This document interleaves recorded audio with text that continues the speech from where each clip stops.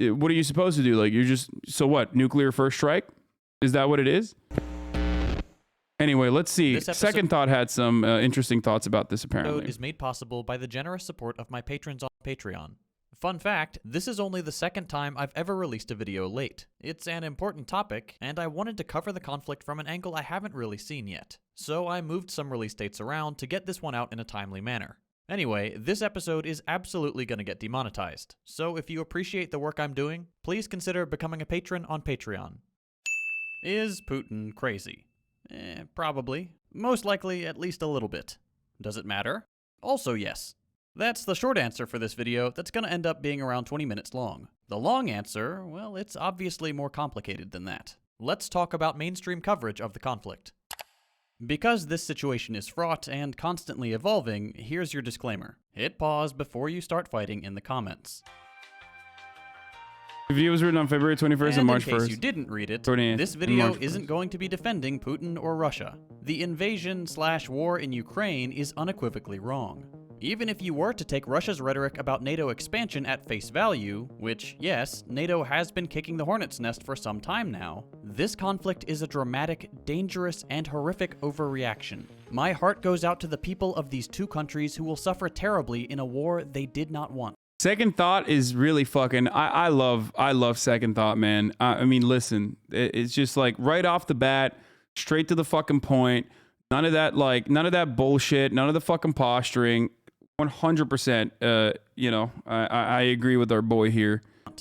In this episode, I'm going to try and answer a couple of questions, like the one in the title, is Putin crazy? But I'll mostly be looking into why that question gets asked in the first place, how useful it is, both in the short and the long term, and what focusing on that question leaves out of the picture. This video is going to try to understand this whole situation a little bit better without getting into the specific details of the conflict. We're not going to rehash the whole history of Ukraine. Stop sucking his cock. I will suck his cock as much as I want, dude. Okay? You listen to me, and you listen good, motherfucker. I will suck whatever cock I want to suck on this broadcast. You got a problem with that? You can take it elsewhere, okay? Ukraine or Russia. We're not going to go into the details about Euromaidan or Crimea. We're going to look at the way we tell the story of the conflict, not the conflict itself. Significant chunks of this video will be speculative. Most analysis of the conflict is at this time. So take everything I say with a grain of salt. And I invite you... Of course, the difference is when you are speculating alongside the overarching Western media narrative, then you're good and right. And even if you're wrong, it doesn't matter because you're doing it for morale reasons. But if you are ever getting outside of the common consensus, immediately fucking people are like, oh, fuck you, you're doing propaganda, you're doing apologia, fuck yourself, you piece of shit. You to respond to this video and critique it to your heart's content. In any case, this video won't come down on a single conclusion for each topic, but rather put out a couple ideas and leave it up to you to decide what you want to take away. So, let's get back to Putin. Recently, this is the kind of coverage he's been getting. He is just basking in his own hubris. Do you think that he has it in him, and Putin in particular, to actually pull that lever, so to speak, or press that button? Well, I personally think... Dude, Sushi, I am so close to banning you. Like, so close. Stop linking Gray Zone. Stop linking every kind of fucking article you can, okay? Max Blumenthal, much like Russia is, much like Ukraine is Russia's red line, Max Blumenthal is mine, okay? Stop it. You are greatly fucking exhausting the charity I have, okay? I think he's unhinged. Senator Marco Rubio posted a tweet that caught my attention. He said, like when you say Max Blumenthal is spitting, okay? When you say Max Blumenthal is spitting, it's like, okay, dude, well, you know. Come on.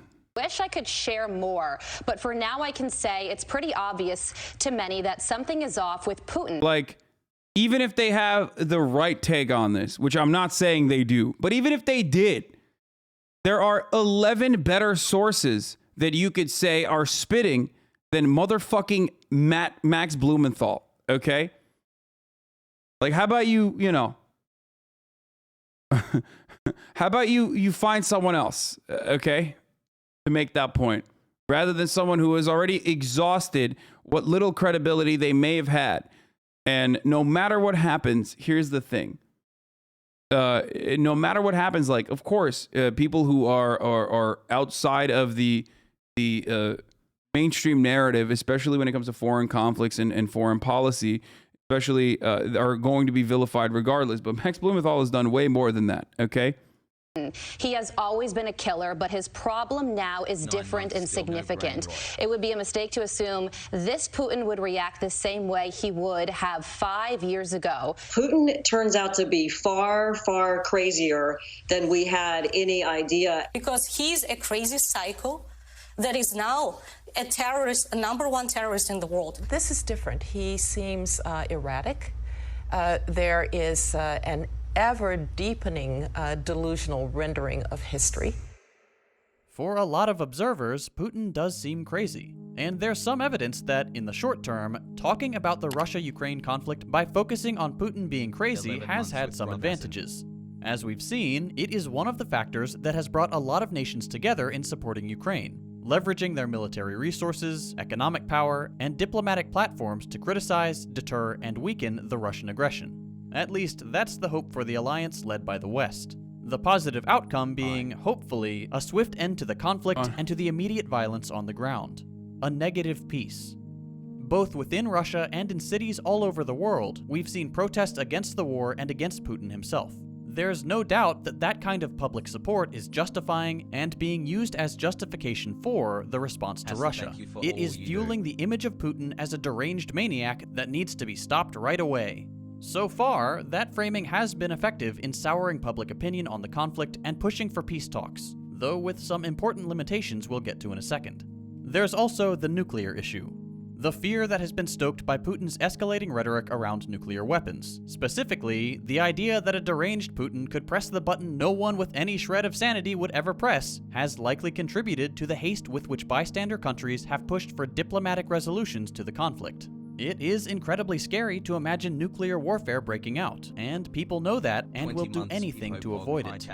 This, again, will hopefully mean a quick return to a negative peace between the two countries, but is of course a net positive for Russian interests, which can leverage this situation for an upper hand in negotiations. That upper hand might force Ukraine to make significant concessions, ultimately giving Russia territorial or other gains without the invading country needing to get them through the more quote-unquote conventional use of total occupation.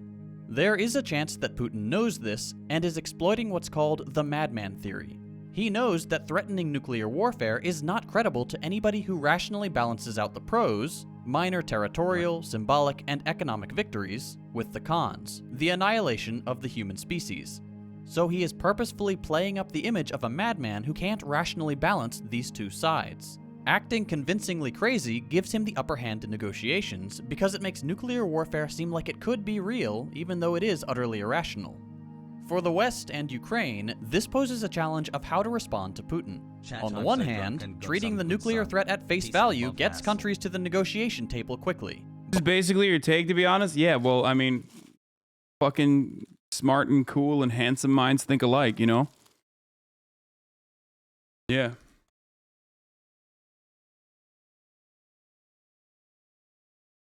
But on unequal terms. On the other, it makes military support and intervention complicated. In one theory, it slows The West just had to nut up and call Putin's bluff. It's scary as fuck, but it has to be done at some point. Yeah, dude. Let's bluff about nuclear weapons. Dude, this guy solved the Cold War. We didn't need to do any of that, man. We could have just listened to Twitch chatter Serial Killers 22. You know?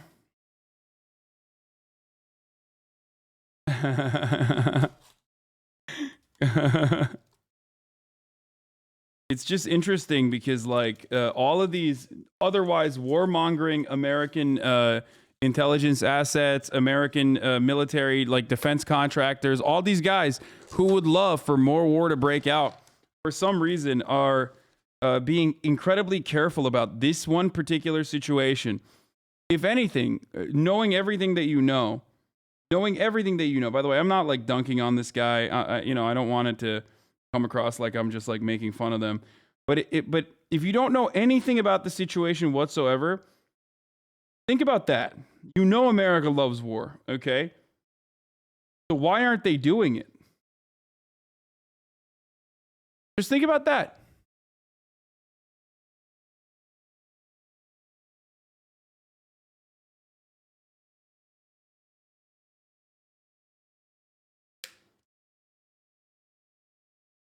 What is America? If America that loves war normally is not waging one and hasn't done it throughout the Cold War, then you got to understand, like, it's a serious fucking situation. Slows down any sort of Western military action. If Putin is crazy and his biggest perceived threat is NATO, pushing his buttons will lead us straight into nuclear Armageddon, so the West should not intervene. According to another way of thinking, if Putin is crazy, everything is on the table to stop him, so the West has to intervene. The latter, by the way, is the kind of logic that comes up when people are asked how we should deal with terrorists. According to an experiment by Princeton researchers, if test subjects are told that terrorists are bloodthirsty fanatics, maniacs ready to spill the blood of millions of people, they are more likely to advocate for unilateral military responses and, removal attempts. When terrorists are presented as rational, they're more likely to advocate for negotiation. These two ideas, the madman theory... And by the way, this is why people get so mad at me. Even though Putin is behaving in a way that is erratic and irrational, this is why people get mad at me whenever I say negotiations have to happen, negotiations have to happen. Because they're like, in their minds, and it's understandable that they feel this way because Putin is acting in an irrational capacity, that like, you can't negotiate with this guy. He's fucking crazy. We can't negotiate with terrorists. He's a terrorist. He's a madman. He doesn't care. Okay, well, if he doesn't care, then he's going to fucking nuke regardless. You see what I'm saying? So why don't you just still try to exhaust? If nuclear war and nuclear holocaust is inevitable, then how can you justify not trying to exhaust the diplomatic option to its final place that you can exhaust it to? You see what I mean? This is why I've always talked about the NATO approach. This is why I've always talked about the neutralization approach from day one, is that if it's inevitable, then if it's going to happen no matter what, then what? Like, what? Are you trying to save face? He's pretending not to care, bro. If you had actually watched the video, I can't. Theory and the terrorist example are contradictory. In one theory, being crazy gets you to the negotiation table. In the other, it's being sane that gets you negotiating. The big reason for that difference is nuclear weapons. When you have to factor in the death and destruction of everyone and everything you love, how you treat an irrational actor is very different. This puts the West and its media institutions in a complicated position. Treat Putin as a madman, and you can justify your role in this war. You can play off the fear and frustration that gets ordinary people to start thinking about what would happen if Putin was removed tomorrow. But it also means you'll have to negotiate against the guy with the upper hand. Treat him like a rational actor who would never ever detonate a nuclear weapon, and you risk getting it wrong like you did with this invasion. Except this time, the consequence is nuclear annihilation. Because remember that less than a month ago, Putin's threats to invade Ukraine weren't thought of as very credible to many outside observers. Even for those who warned of Russian aggression, the idea that so much of the country, including Kyiv, would be bombed didn't seem likely. Putin knows this. He knows how his unpredictability shapes the responses he gets, and is purposefully leveraging it. That, or he's genuinely deranged. We might never know. I'll give you my thoughts at the end. Overall, treating Putin as a deranged warmonger seems to have been a rough net positive, at least up to this point and in the short term. More important caveats coming soon. On the whole, it has been a key factor in stopping nuclear warfare from breaking out, assuming that threat was at the very least possible, and it has created urgency around diplomatic resolution, even if on extortionary terms. That is certainly better than the alternative, nuclear annihilation or never-ending conflict. Unfortunately, the forest might start getting lost in the trees depending on how the rest of this short-term response is carried out.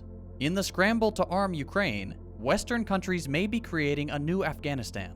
The West could be arming paramilitary organizations which, once the immediate conflict is settled, could pose an internal threat, and would inevitably be used to justify more lethal aid, more interventions, and more imperialist aggression. The kind we've seen ravage the Middle East.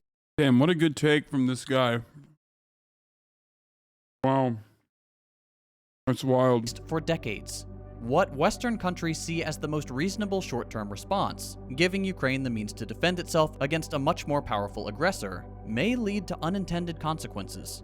Or hell, maybe they are intended, I wouldn't be surprised. Consequences that could bring proxy imperialist wars back to the forefront of international relations in the long term.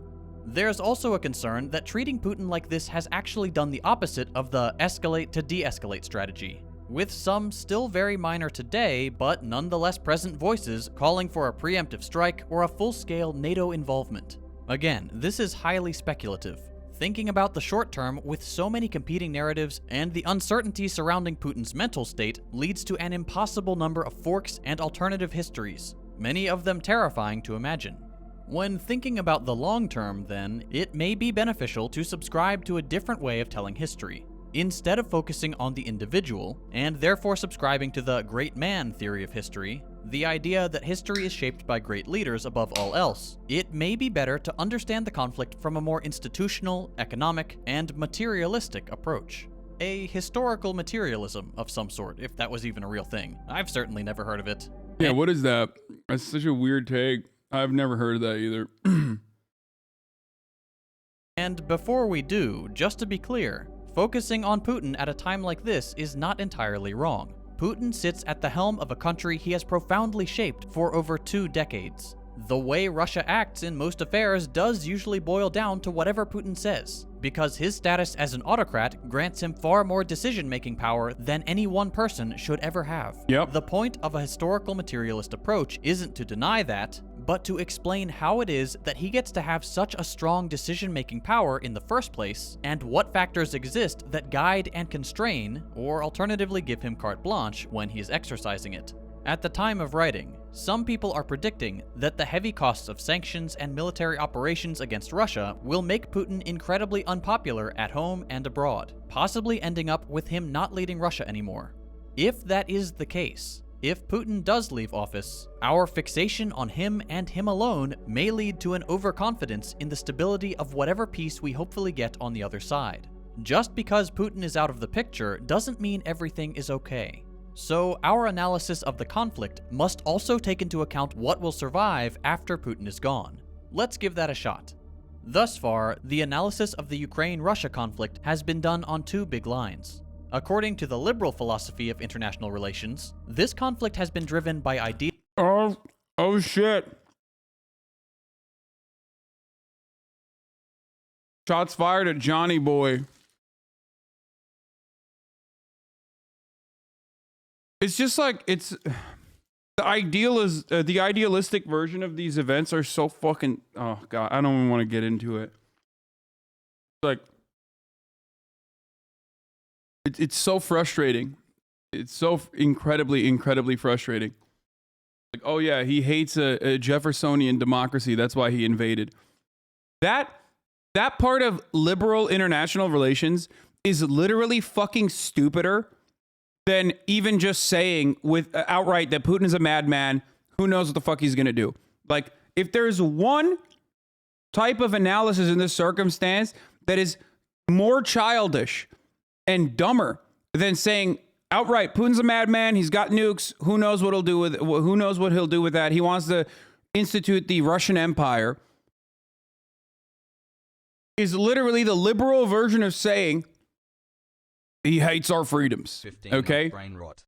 It completely is devoid of any sort of understanding of the reality on the ground in these like Baltic states.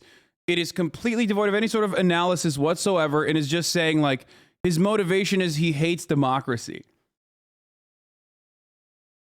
Thanks for everything. Anyway.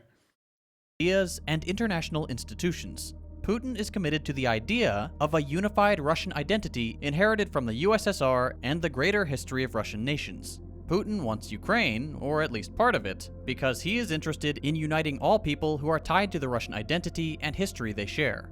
Debates in liberal circles are over the degree to which Ukrainians in the east of the country are really more like Russians, and whether that's sufficient justification for the breach of international law. Usually, in the West at least, their answer is I love how you protect Putin so woke. Yeah, dude, I love Putin.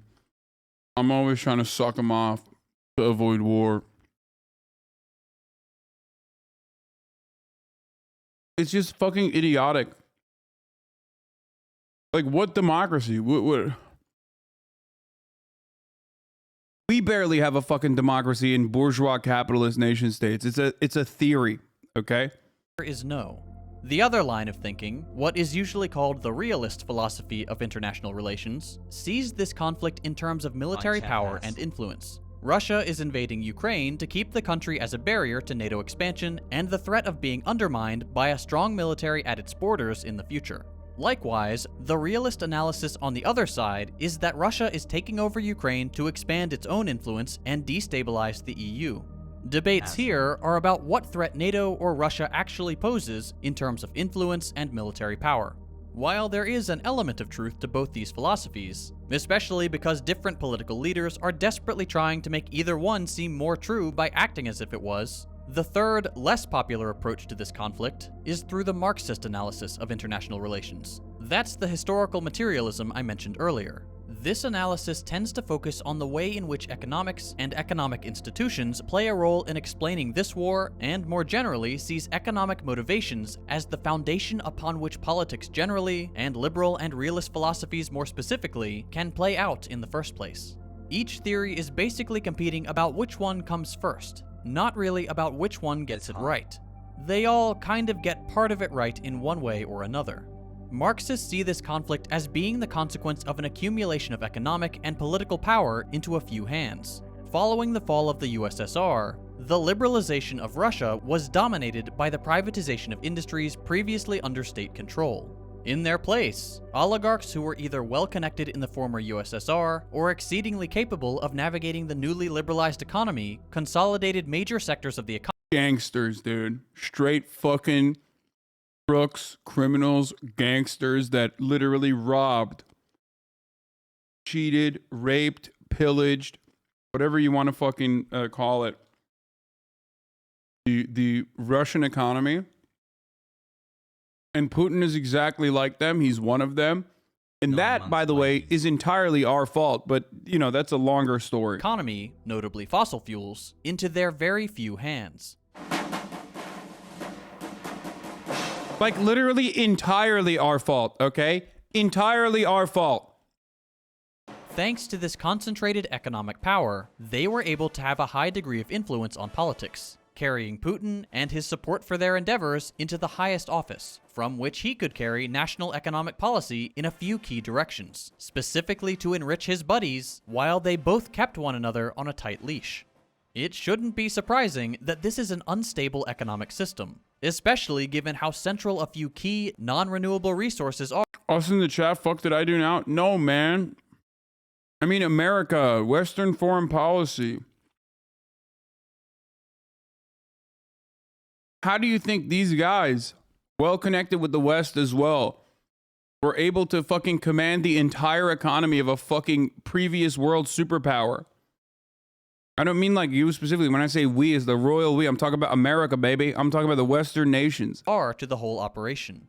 Unlike the countries to its west, Russia did not benefit from a Marshall Plan that would have bolstered its capitalist economy within a strong network of cooperation with the big daddy of global economics, the US. Russia's privatization and primitive accumulation came with all the pitfalls and punishments of liberalism unadulterated, creating a punishing austerity for the general population, but in the immediate aftermath, there was a literal fucking dip in the average life expectancy by 3 years, dude. That's how fucking devastating liberalization was for post-Soviet Russia. Lucrative profits for a few at the top. Or was it 4? I thought it was 3 years, but this maybe it might be 4. allowed for and promoted a single figurehead with visions of expansion at its helm. Because when domestic crises begin in a capitalist society, they'll often turn towards nationalism and look at outward expansion for solutions. Of course, Russia isn't in a vacuum. While all this is happening, Ukraine is modernizing its agriculture and energy sources, cutting off Russian gas slowly, taking its role as a channel for Russian gas for the rest of Europe slowly off the table, and proving the value of its rich black soil, an incredibly fertile ground and a major source of profit. These are trends that Russian oligarchs have kept an eye on for a long time, threatening their profits the further away Ukraine gets from them, and a big reason to keep courting Ukrainian politicians. And look, I may not have all the details. Like most of you, this wasn't on my radar just a few weeks ago, and Bro, to be fair, unironically, out of all the videos I've seen thus far, this is why Real Life Lore's video was one of the absolute fucking best videos I've ever seen in the West, in Western media, in independent media, from a dude who's like a liberal too, I think, right? It was so fucking good. Talking about the material interest that Russia has with respect to like an oil-rich region that it wants to control. Talking about talking about the competing interests of like utilizing Ukraine as a way to stabilize and control Russian pricing and OPEC pricing of petrol. He doesn't sound like a liberal. I mean, no one. I don't believe anyone who does like international relations videos like that are fucking leftists usually, unless I know that they're not. I thought Real Life Lore was like straight up. I mean, and the quote, real motivations behind this war are anybody's guess at this point. But if you think this sort of materialist analysis has some weight, you can see how focusing on Putin alone might pose an issue for the future. Once Putin is gone, that is, if Putin is gone, the economic relations between different countries in Europe and within Russia and its oligarchs will not disappear. There will be a tense relationship. Sorry.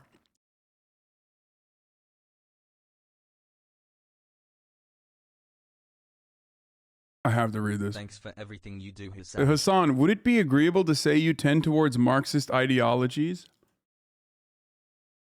What makes you say that, chatter? How dare you? Relationship and within if Putin I is love gone, capitalism. I love capitalism and I hate socialism. Ew.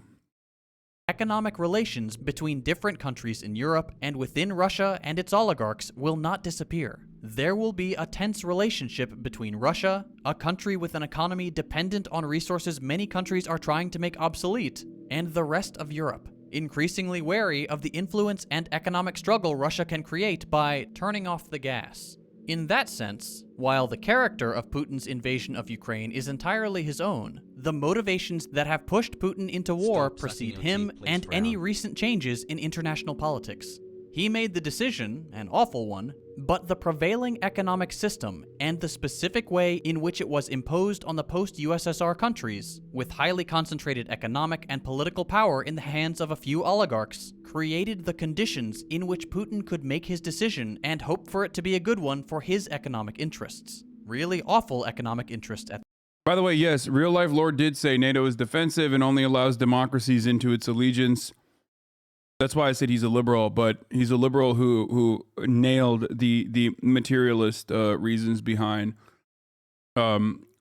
Ukraine's interest or Russia's interest in controlling Ukraine beyond the political interests in the defensive interests that they have. So that's right. And also, that's also why I always tell you, like, it's kind of suspicious that OPEC nations, right, a lot of which are supposedly America's allies, including America's greatest allies, Gulf nations and whatnot, why did they not engage in price stability that would cut out Russia from the equation? Like, why did America buy $700 million worth of gas, oil, and commodities from Russia the day before they fucking sanctioned Russia?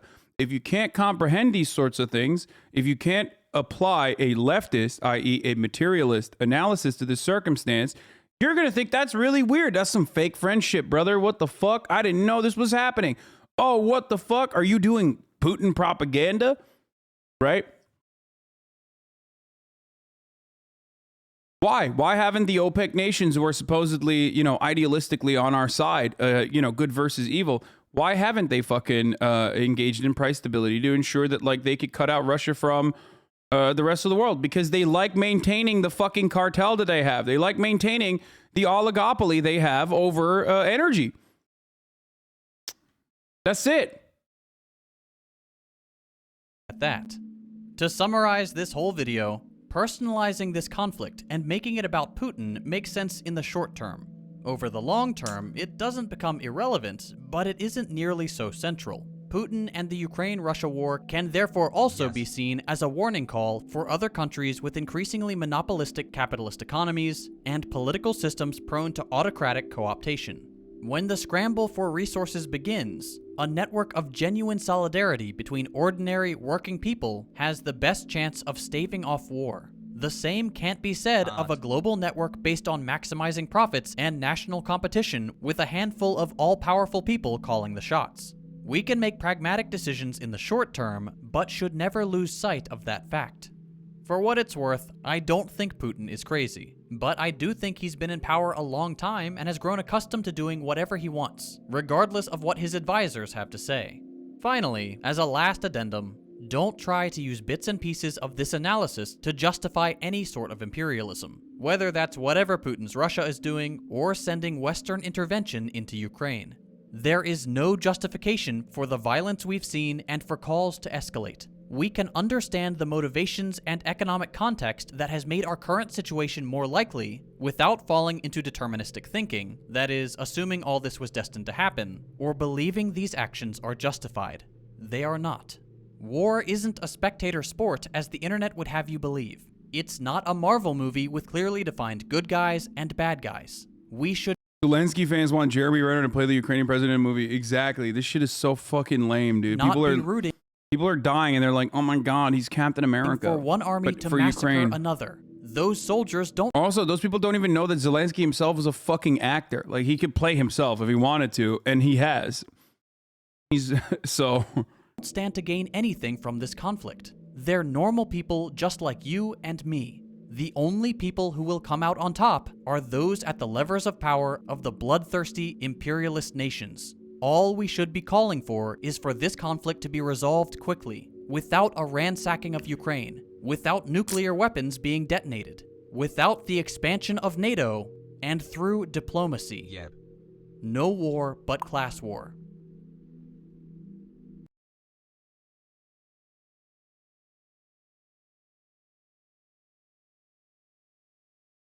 What do you think about Israel's prime minister visit to Moscow? Are they settling Israel as the mediator? That's extremely funny. No, it's not extremely funny. Israel has deep ties to both Russia and Ukraine. So it's perfectly understandable that a country that is not immediately Western, is not seen as a Western nation, that because both countries obviously mistrust Western nations and Western institutions, that has deep ties to both countries, can remain kind of like a neutral party in that situation. So, of course, that's the reason why they're doing it. The irony, of course, is that like Israel is doing annexation and, you know, an apartheid is an apartheid state. But, you know, nobody gives a fuck about the irony. Okay. So here, let's look at Wendover Productions' new video, The Failed Logistics of Russia's Invasion of Ukraine.